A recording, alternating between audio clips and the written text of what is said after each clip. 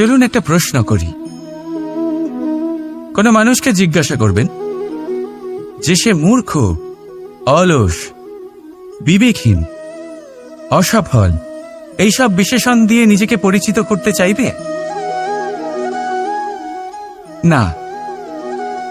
কাউকে জিজ্ঞাসা করুন আপনি কি মূর্খ? না। আপনি কি অসফল হয়েছেন? না। আপনি কি বিবেকহীন? না। এবার বলুন আপনি জীবনে মূর্খ ও বিবেকহীন হবার জন্য কোনো ভালো পরিকল্পনা বানিয়েছেন? উত্তর পাবেন না। কারণ কোনো পরিকল্পনা বানানো হয় না যাতে আপনি মূর্খ বা অসফল হন। মানুষ মূর্খ বা অসফল তখন হন যখন কোনো পরিকল্পনাই থাকে না। দেখুন, একটাই ছোট জীবন, তাকে স্থির করুন যাতে অনেক বেশি সংখ্যক মানুষকে আপনি জুড়ে রাখতে পারেন, অনেক বেশি শান্তি পেতে পারেন, অধিকতর সাফল্য লাভ করতে পারেন, বেশিরভাগ মানুষের পথপ্রদর্শক হয়ে তাদের মঙ্গল করতে পারেন। অসফল হয়ে বাড়িতে বসে থাকার চেয়ে ভালো হলো যে আপনি একটা পরিকল্পনা করে অসফল হন, কারণ তখন আপনার কাছে আরও একটা বিকল্প থাকবে, একটা নতুন পরিকল্পনা বানানো, তাকে সার্থক করা। কারণ এমন কোনো পরিকল্পনা তো অবশ্যই থাকবে যা আপনাকে আপনার লক্ষ্যে পৌঁছে দেবে, তাই তো? রাধা রাধা। মানুষের সবসময় এই ইচ্ছেই থাকে যে সে পরিপূর্ণ হবে, তাই সবসময় চেষ্টা করতে থাকে, কর্ম করতে থাকে, যেন তার জীবনে কোনো ত্রুটি না থাকে, কোনো দোষ না থাকে, কোনো ভুল না থাকে। কিন্তু যখন মানুষ এটা করতে থাকে, নিজের সম্পূর্ণ মনোযোগ তাতেই কেন্দ্রীভূত করে, তখন তার বিকাশ আস্তে আস্তে থেমে যেতে থাকে। কিভাবে? আপনি বলবেন এতে ভুল কি আছে, এ তো বেশ ভালোই মনে হচ্ছে। দেখুন, এই ত্রুটি, এই ভুল, এই দোষ আপনি যাই করে নিন আপনার জীবনে থাকবেই থাকবে। এবার আমার কথা শুনুন, এইগুলোই পরবর্তীকালে আপনাকে জীবনে শুধরোতে বাধ্য করবে।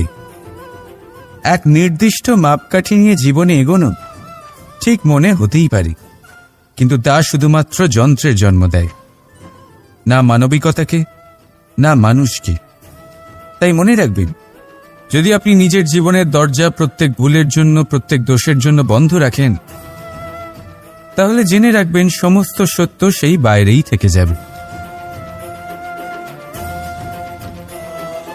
এই ভুল, এই দোষ, এই ত্রুটি হলো সেই যা আপনাকে জীবনের বিষয়ে, প্রয়াসের বিষয়ে, কর্মের সত্যির বিষয়ে জানতে সাহায্য করবে।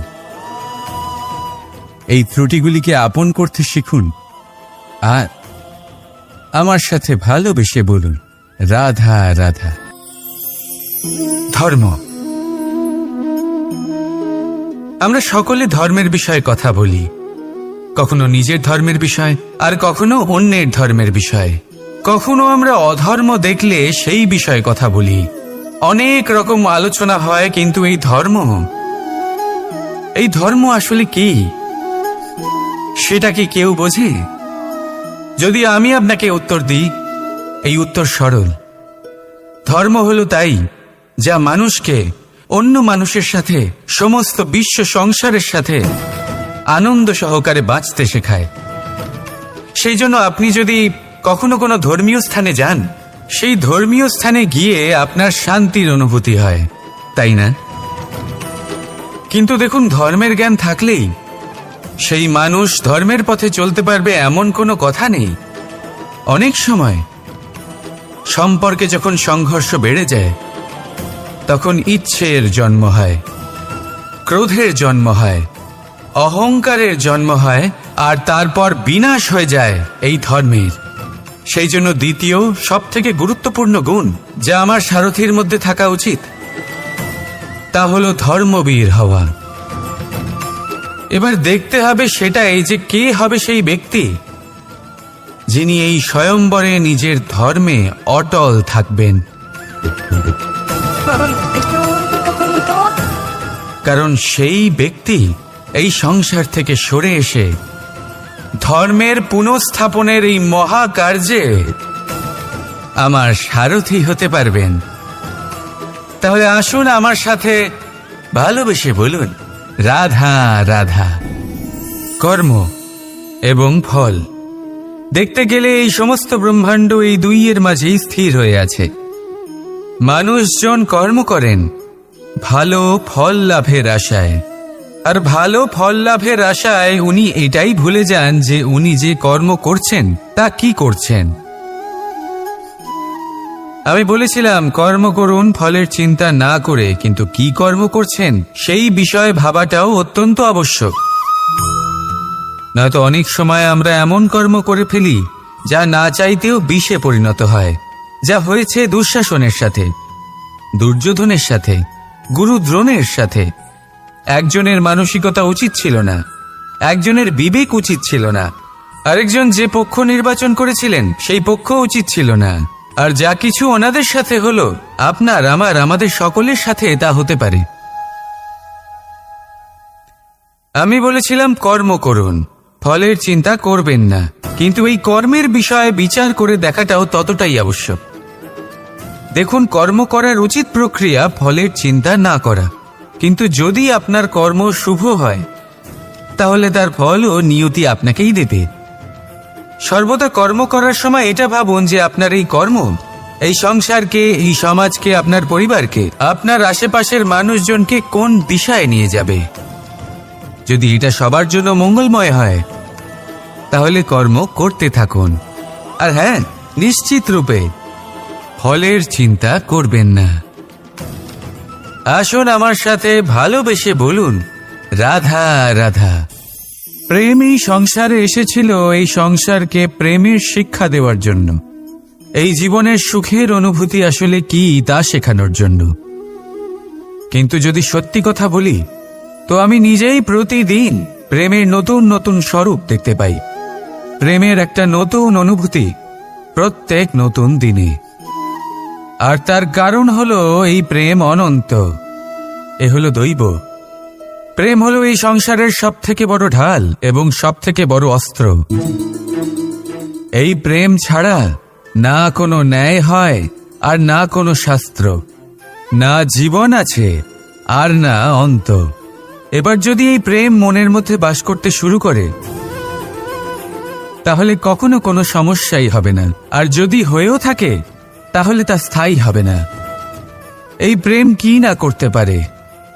এই প্রেম সমস্ত সমস্যা মিটিয়ে ফেলতে পারে, আপনার মনের মধ্যে অহংকারকেও বিনাশ করে দিতে পারে, আপনাকে সাক্ষাৎ ঈশ্বরের সাথে দেখা করাতে পারে।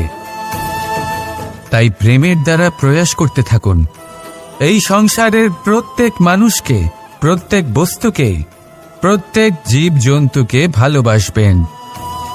আর এই প্রেমের দ্বারাই বলুন, রাধা রাধা। মানুষের স্বভাব হলো যে সে সবসময় নিজে বলতে চায়, কারুর কথা শুনতে চায় না। কিন্তু তার এই স্বভাব তাকে এক বিশাল বড় জ্ঞানের থেকে দূরে সরিয়ে রাখে, সামনের মানুষের ব্যক্তিত্বের জ্ঞানের থেকে দূরে। তাই যদি আপনি কাউকে চিনতে চান, কাউকে বুঝতে চান, তাকে থামাবেন না, শুধু বলতে দিন। কারণ একজন ব্যক্তির ব্যক্তিত্ব লুকিয়ে থাকে তার কথার মধ্যে, আর তার আসল পরিচয় লুকিয়ে থাকে তার শব্দের পেছনে। বলতে দিন, আস্তে আস্তে আপনি সব বুঝতে পারবেন। এটাই তফাৎ হলো একজন সাধারণ মানব আর একজন মহামানবের মধ্যে। এক যে কাউকে বলতে দেয় না, আর এক যে সবার কথা শুনে। তাহলে সিদ্ধান্ত আপনার, আপনি কি সাধারণ হতে চান না অসাধারণ? কারণ এই ভবিষ্যৎ আপনার।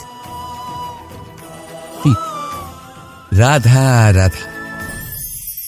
ভাগ্য, সময় ও কর্ম। দেখতে গেলে আমরা সবাই এই তিনটি শব্দের সাথে খুব ভালোভাবে পরিচিত। হয়তো আমাদের জীবনে আমরা এই তিনটি শব্দের প্রয়োগ অবশ্যই করে থাকি। দেখতে গেলে এই বিষয়ে প্রত্যেক ব্যক্তির দৃষ্টিভঙ্গি আলাদা। কেউ বলে সময়ই হলো সেই মাধ্যম যা ভাগ্য বানায়, কেউ বলে ভাগ্যই হলো সেই যা সময়কে বদলে দেয়, কেউ বলে ভাগ্য এবং কর্ম এই দুই একই দাঁড়িপাল্লার দুই দিক। যদি আপনাকে সত্যিটা বোঝাই তাহলে ঠিক এইভাবে বোঝাবে। মনুষ্য জন্ম লাভ করা, মানুষ রূপে জন্মগ্রহণ করা, এটি ভাগ্যের হাতে থাকে। মৃত্যুকে প্রাপ্তি করা সময়ের হাতে থাকে। এই দুটি আমাদের হাতে নেই। কিন্তু মৃত্যুর পরেও চিরকালের জন্য অমর হয়ে থাকা, লোকের হৃদয়ে বসবাস করা, এটি অবশ্যই আমাদের হাতে আছে। আর এই আমরা অর্জন করতে পারি শুধুমাত্র আমাদের কর্মের দ্বারা। অর্থাৎ কর্মই হল সব কিছুর আধার। তাহলে এর থেকে কখনো বিচলিত হবেন না। শ্রেষ্ঠ কাজটা করতে থাকুন আর আমার সাথে ভালোবেসে বলুন, রাধা রাধা। সাফল্য, সাফল্য এই পৃথিবীতে কে না পেতে চান? প্রত্যেক মানুষ চান যেন সাফল্য নিজে এসে তার কাছে ধরা দেয়। এবার সাফল্য তাদের কাছে এসে ধরা দেয় যারা নিজের পা ধরাতলে রেখে চলেন, যারা স্বপ্নের জগতে বিচরণ না করে বাস্তবের মাটিতে পা রেখে চলেন এবং তাও দৃঢ়তার সাথে। সাফল্য তারা পান না যারা বাড়িতে বসে বসে শুধু স্বপ্ন দেখেন। সাফল্য নিজে থেকে তাদের কাছেই আসে যারা নিরন্তর চেষ্টা করেন, যারা পরিশ্রম করেন আর নিজের এই জীবনকে অন্যের কাছে সফল করে দেখান। তাহলে সিদ্ধান্ত হলো আপনার। সফল সবাই হতে চান, স্বপ্ন সবাই সার্থক করতে চান। স্বপ্ন তখনই সার্থক হয় যখন পরিশ্রম করবেন, আর সাফল্য তখনই আপনার সাথে থাকবে যতক্ষণ আপনি বিনম্র থাকবেন। তাহলে আসুন আমার সাথে ভালোবেসে বলুন, রাধা রাধা। ভাগ করে নেওয়া বা বন্টন করা প্রত্যেক মানুষের জীবনে অবশ্যই হয়ে থাকে, আর অনেক সময় এটা জীবনে অতি আবশ্যক হয়ে পড়ে। কিন্তু ভাগ করার মনোকামনা তার থেকেও বেশি গুরুত্বপূর্ণ হলো যে কোন ঘটনার আধারে এই বাটোয়ারা হলো। অনেক সময় এই বাটোয়ারা হলো শান্তির প্রতীক, আবার অনেক সময় এই বাটোয়ারা বিপ্লব ঘটাতে পারে। এমন এক বিপ্লব যা মহাযুদ্ধ ঘটিয়ে দিতে পারে। দেখুন, বাটোয়ারা সম্পত্তির হোক বা হোক ভিক্ষার, শিক্ষা কিন্তু একটাই। জীবনে অনেক সময় বাটোয়ারা দরকার হতে পারে, কিন্তু যতদূর সম্ভব তা এড়িয়ে চলুন, একসাথে মিলে এগিয়ে চলুন। কারণ দেখুন, এই যে বাটোয়ারা ভাগ করে দেয়, আর সেখানেই একতা আপনাকে অগ্রসর করে। তাহলে আপনিও এটাই করুন, একসাথে মিলে সামনে এগোন আর আমার সাথে ভালোবেসে বলুন, রাধা রাধা। সুখ, দুঃখ, মৃত্যু, মহামারী, এগুলো কখনো বলে আসে না, আবার জিজ্ঞাসা করেও আসে না। এমনই হয় দ্রুত ক্রীড়ার এই খেলায়। এক কারাগারের মতো, একটা মাকড়সার জালের মতো। যেমন একটা মাকড়সার জাল একটা পোকাকে নিজের দিকে আসতে আকর্ষিত করে নিজের চমকের দ্বারা, নিজের গঠন দ্বারা, সেরকমই দ্রুত ক্রীড়ার এই খেলা মানুষকে নিজের দিকে আসতে প্ররোচিত করে। শেষে গিয়ে মানুষ আটকা পড়ে। পার্থক্য শুধু এটাই, যখন এক পোকা এই জালে জড়িয়ে পড়ে তখন সে তার প্রাণ হারায়। মানুষ যখন এই দ্রুত ক্রীড়ায় আকর্ষিত হয়, সে নিজের মান, নিজের ধন সব কিছু হারায়, নিজের বিবেক হারিয়ে ফেলে। কিন্তু আপনি আপনার বিবেক কখনোই হারাবেন না। যদি আপনার মনে লোভ চলে আসে, আপনি লোভী হয়ে ওঠেন।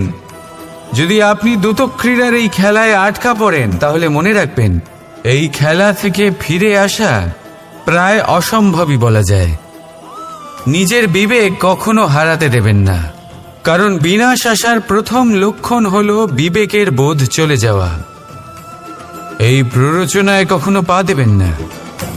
আর আমার সাথে ভালোবেসে বলুন, রাধা রাধা। সমস্যা, কঠিন সময়, সংকট, বিপদ কার জীবনে নেই? প্রত্যেকের জীবনে আছে। কিন্তু আমাকে একটা কথা বলুন, যদি নৌকায় ঢেউকে ভয় পেতে শুরু করে তাহলে সাগর পার করবে কে? কখনো কোনো ছোট্ট পিঁপড়েকে দেখেছেন যে আকারে হয়তো ছোট হতে পারে কিন্তু বড় শিক্ষা দিয়ে যায়? কিন্তু আমরা শিখি না। এবার দেখুন একটা পিঁপড়েকে যে ভোজনের খোঁজে বাইরে বের হয়, একটা ছোট্ট দানা তুলে নেয়। ছোট দানা তোলে কারণ তার থেকে বেশি সে তুলতেই পারবে না। সে দানা নিয়ে চলতে শুরু করে, কোনো দেওয়ালে উঠে পড়ে, আবার পড়েও যায়। সেই দানা দূরে কোথাও একটা পড়ে যায়, তা আবার খোঁজে, তুলে নেয়, আবার চলতে থাকে। পড়ে যায় আবার ওঠে, পড়ে যায় আবার ওঠে, সেই দানাটা রেখে দেয়, আবার বেরিয়ে পড়ে ভোজনের খোঁজে। পরিশ্রম করতে থাকে কিন্তু হার মানে না। এই শিক্ষাই তো আমাদের প্রাপ্ত করতে হবে। নিরন্তর পরিশ্রম আর নির্ভীক হয়ে কর্ম করে যেতে হবে।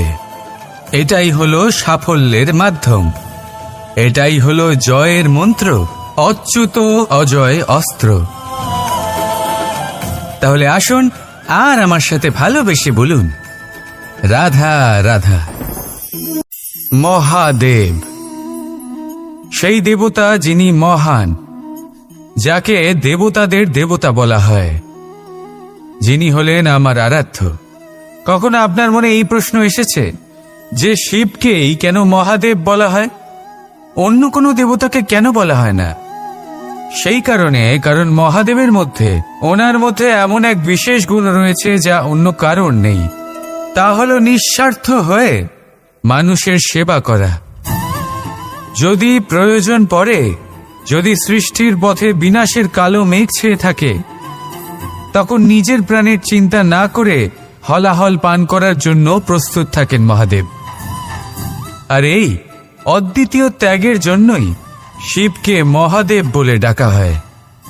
এবার যদি কোনো মানুষও নিঃস্বার্থ ভাবনার দ্বারা নিজেকে অর্পণ করে দেয় এই জগতের কল্যাণের জন্য, মানুষের সেবার জন্য, তাহলে তিনিও মহাপুরুষ, মহামানব হতে পারেন। যদি কেউ অভুক্ত থাকেন তাহলে নিজের থালা থেকে অর্ধেক খাবার তাকে দিয়ে দিন। যদি কেউ অসুস্থ হন তাহলে তাকে সেবা করার, চিকিৎসা করার চেষ্টা করুন। এই জীবন শুধু নিজের জন্য নয়, অন্যদের প্রতি, সমস্ত সংসারের প্রতি উৎসর্গ করুন। যদি এইসব মানুষ শিখে যান তাহলে তিনি মহাদেবের পথে অগ্রসর হতে পারেন। যদি মানুষ নিঃস্বার্থ ভাবনার দ্বারা এই সংসারের সেবা করতে শিখে যান তাহলে তিনি নিশ্চিত রূপে মহামানব অবশ্যই হতে পারবেন। আসুন আমার সাথে ভালোবেসে বলুন, রাধা রাধা। আপনি কি কখনো কোনো জলের ধারা দেখেছেন? তার সামনে যতই মাটি থাকুক না কেন, যতই কাদা থাকুক না কেন, যখন এই জলের ধারা বইতে আরম্ভ করে দেয় তখন এই কাদাকে নিজেই ধুয়ে নিয়ে যায়।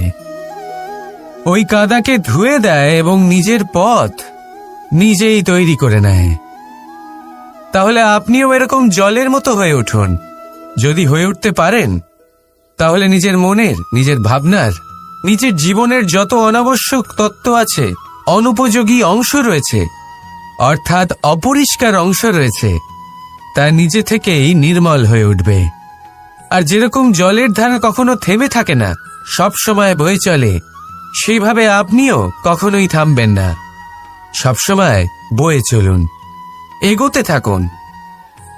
পথে যদি অনেক বিপদ আসে, সমস্যা আসে, থামবেন না, তার উপর নিরন্তর প্রহার করুন, নিরন্তর প্রয়াস করুন আর অগ্রসর হন। আপনি ভেবে দেখুন, এই জলের ধারা কখনো থেমে থাকে না, সবসময় বয়ে চলে, বিপদের সম্মুখীন হয়ে তাকে সাথে বয়ে নিয়ে চলে। সেই জন্য জলের ধারা, প্রবাহমান এই ধারা, এর থেকে কখনো দুর্গন্ধ আসে না, এতে কখনো ময়লা জমতে পারে না, বরং পালিত হয় সুন্দর প্রাণবন্ত জীবজন্তু, যেমন সুন্দর ছোট মাছ। তাই আপনিও এটাই করুন, কখনো থামবেন না, শুধু চলতে থাকুন, জলের ধারার মতো বইতে থাকুন। আপনি আপনার লক্ষ্য অবশ্যই খুঁজে পাবেন, আর তার সাথে নিজের অন্তরের যে মালিন্য রয়েছে তা আপনি নিজেই নিজের থেকে দূরে করে দেবেন। তাহলে আসুন আর আমার সাথে ভালোবেসে বলুন, রাধা রাধা। কথায় আছে যে নিজে করে দেখো, নিজে অভিজ্ঞতা প্রাপ্ত করো, নিজে শেখো, নিজে জানো। এতে কোনো কিছুই অনুচিত নেই। দেখুন, এমন নতুন কিছু করা যা আজ পর্যন্ত কখনো কেউ করেননি, তার থেকে যে অভিজ্ঞতা আসবে তা না শুধু আপনার জন্য বরং সবার জন্য লাভদায়ক হবে। যারা আপনাকে দেখে শিখছেন তাদেরও এতে লাভই হবে। কিন্তু সমস্যা কোথায় উৎপন্ন হয় সেটা আমি আপনাকে বলি। আমাদের জীবনকাল এতটাও বড় নয় যে প্রত্যেক কাজ করে আমরা অভিজ্ঞতা দ্বারা কিছু শিখতে পারব। এবার ধরুন, এই যে আগুন গরম হয়, এটা জানার জন্য সংসারের প্রত্যেক মানুষকে আগুনে হাত দেওয়ার কোনো প্রয়োজন নেই। সংসারে অনেক লোক রয়েছেন, অনেক মহাপুরুষ ছিলেন, বিদ্বান লোক ছিলেন, বুদ্ধিমান লোক ছিলেন, যাদের অভিজ্ঞতা দ্বারা আমরাও শিখতে পারি। ওনাদের জীবনকে দেখে আমরাও অভিজ্ঞতা লাভ করতে পারি। যদি এটা করেন তাহলে জীবন আরও কিছুটা সরল হয়ে যাবে। নয়তো আমাদের কাছে তো বিকল্প রয়েছেই। আগুনে হাত দিয়ে দেখুন, সমুদ্রে ঝাঁপ দিয়ে দেখে নিন, অনেক বিকল্প রয়েছে। সিদ্ধান্ত আপনারই। তাই সঠিক সিদ্ধান্ত নিন আর আমার সাথে ভালোবেসে বলুন, রাধা রাধা। জীবনে কখনো না কখনো এই প্রশ্ন আপনার মনে এসেই থাকে যে আমরা আসলে কি, কোথা থেকে এসেছি, সূত্রপাত কোত্থেকে হয়েছে, লক্ষ্যটা কি আর কোথায় পৌঁছতে চাই, আমাদের অস্তিত্ব কি, আর কেন এই জীবন আমরা লাভ করেছি। আসে বেশিরভাগ মানুষের মনেই এই প্রশ্ন আসে, আর আসাও উচিত। দেখুন, আপনার অধিকার এটা জানা যে আপনি কে, তাই এটা খুঁজতে থাকুন, ভাবতে থাকুন। কিন্তু তার থেকেও বেশি গুরুত্বপূর্ণ কিছু আছে, আপনার কর্তব্য, নিজেকে সঠিকভাবে গড়ে তোলার কর্তব্য। এটাই বেশি গুরুত্বপূর্ণ। এটাই করুন। নিজেকে নির্মাণ করুন, নিজের কর্মগুলিকে, নিজের গুণগুলিকে, নিজের মূল্য নির্মাণ করুন, যা আপনার অস্তিত্বকে আকার দিতে পারে, আপনার পরিচয়কে আকার দিতে পারে, যা আপনাকে আপনার লক্ষ্যে পৌঁছে দিতে পারে, যা আপনাকে আপনার সূত্রপাত দেখাতে পারে, আপনাকে নির্দেশ দিতে পারে। তারপর নিজেকে খোঁজার কোনো অর্থই থাকে না। নিজেকে নির্মাণ করা বেশি গুরুত্বপূর্ণ হয়ে যায়, আর এটাই হলো বেশি গুরুত্বপূর্ণ কাজ। তাই আপনিও এটাই করুন, আর আমার সাথে ভালোবেসে বলুন, রাধা রাধা। নদী হোক বা সাগর হোক, নৌকা আমাদের এটা পার করতে সাহায্য করে। এই নৌকা কখনো কখনো ডুবেও যায়। এবারে এখানেই লুকিয়ে রয়েছে একটা শিক্ষা। অটল জলে এই নৌকা থাকে, তবুও ডুবে যায় না। এটা তখন ডুবে যায় যখন সেই জল নৌকায় প্রবেশ করতে থাকে। যখন জলের স্তর আস্তে আস্তে নৌকায় বেড়ে যায়, তখন নৌকা ডুবে যায়। এবার এটা আমাদের সাথেও হয়। বাইরের সমস্ত সমস্যা, সমস্ত বিপদ, সমস্ত সংকট, সমস্ত দুঃখ, এই সব আমাদের ততক্ষণ ভাঙতে পারে না যতক্ষণ না আমরা এদের আমাদের অন্তরে প্রবেশ করতে দিই। একবার এরা প্রবেশ করে গেলে আমরা ভেঙে গড়িয়ে যাব, ডুবে যাব। এই মনে আগেই প্রেম আর বিশ্বাস ভরে ফেলুন। জীবনে যত বড় বিপদই আসুক না কেন, আপনাকে কখনো ভাঙতে পারবে না। রাধা রাধা। পরীক্ষা এমন এক ব্যবস্থা যেখানে আপনাকে সকলকে কখনো না কখনো অংশগ্রহণ করতেই হয়। মনে করুন নিজের বাল্যকাল। আপনি পরীক্ষা দিতে বসেছেন। তাদের মধ্যে কিছু বালক এমন হয় যারা সারা বছর পরিশ্রম করে, পড়াশোনা করে, মন দিয়ে পরীক্ষা দেয়। কিন্তু কিছু বালক এমন হয় যারা নিজের আশেপাশে বসে থাকা বালকদের নকল করে আর পরীক্ষায় কৃতকার্যও হয়ে যায়। খুব খারাপ লাগে এটা ভেবে যে কেউ বিনা পরিশ্রমে পরীক্ষায় কৃতকার্য কি করে হতে পারে। কিন্তু মনে রাখবেন, যারা নকল করেন তারা পরীক্ষায় কৃতকার্য অবশ্যই হয়ে যান, কিন্তু সফল নয়। কারণ আমরা এক বিশেষ কথা ভুলে যাই যে প্রত্যেক মানুষের ব্যক্তিত্ব আলাদা হয়। আপনি অন্যদের নকল করে নিজের জীবন অতিবাহিত করতেই পারেন, কিন্তু যদি নিজের জীবনে সাফল্য লাভ করতে হয়, যদি নিজের জীবনে আনন্দ পেতে হয়, তাহলে মনে রাখবেন নিজের প্রশ্নগুলোর উত্তর জীবনে নিজেকেই খুঁজে বের করতে হবে। রাধা রাধা। মানুষ যখন সাফল্য অর্জন করে তখন তার মধ্যে জাগে অহংকার, আর এই সময় মানুষ সচরাচর একটা কথা ভুলে যায়, নত হতে। সে ভাবে যে আমি কারোর সামনে কেন নত হব? আর এটা এই কারণে হয় কারণ মানুষ এক গুরুত্বপূর্ণ কথা ভুলে যায়, যে এই সংসারে, এই জীবনে সে যা অর্জন করেছে নত হয়েই অর্জন করেছে। বাল্যকালে সে হাঁটতে শিখেছে এই মাটির কাছে নত হয়ে, পড়ে। বড়দের আশীর্বাদ নিয়েছে নত হয়ে। ফসল কাটার জন্য চাষিকে নত হতে হয়, কুয়ো থেকে জল তোলার জন্য কলসিকে নত হতে হয়। ঈশ্বরের থেকে আশীর্বাদ পেতে হলে তার কাছে মাথা নত করতে হয়। ঝড়ের মধ্যে গাছ সুরক্ষিত থাকে কি করে? নত হোক। সম্মান কি করে অর্জন করা যায়?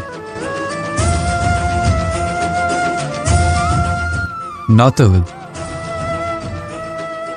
কারোর সামনে নত হওয়া মানে নিজের আত্মসম্মান বিসর্জন দেওয়া নয়, তার অর্থ হল বিনম্র হওয়া। আমরা মানুষ, আর ওই আকাশের উচ্চতায় পৌঁছানোর জন্য আমাদের কোনো পাখির মতো ডানার প্রয়োজন নেই। শুধু যত নত হবেন ততটাই উপরে উঠবেন।